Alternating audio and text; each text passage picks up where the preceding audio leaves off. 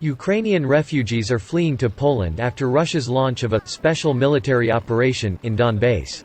Ukrainians have the short stay right in the EU without visa, and Poland's geographical and cultural closeness makes it the destination of choice for people fleeing the war. Well, we're going here to Poland, and then we may probably go to Cyprus. To our friends. To our friends to stay for when the bombing, the hot situation comes down a little bit. And all friends, everybody is in Kiev now, and they are calling us and telling what is going on, and it's awful.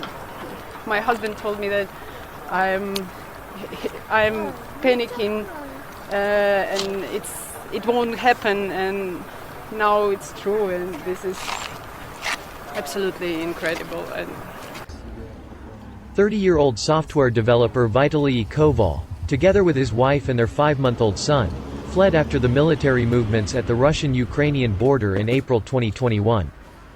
Well, we started our journey last April after the first escalation from Russia troops, and we moved from Kharkiv to Kiev.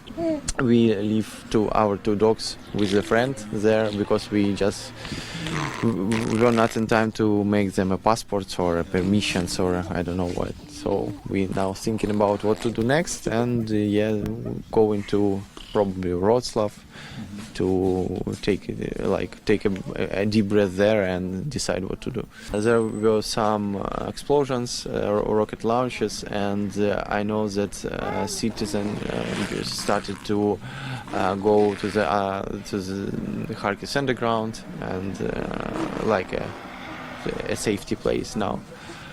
Seems like all alive now, and we don't know what will be. Poland has opened 8 reception centers for Ukrainian refugees at the Polish-Ukrainian border, in the southeastern part of the country.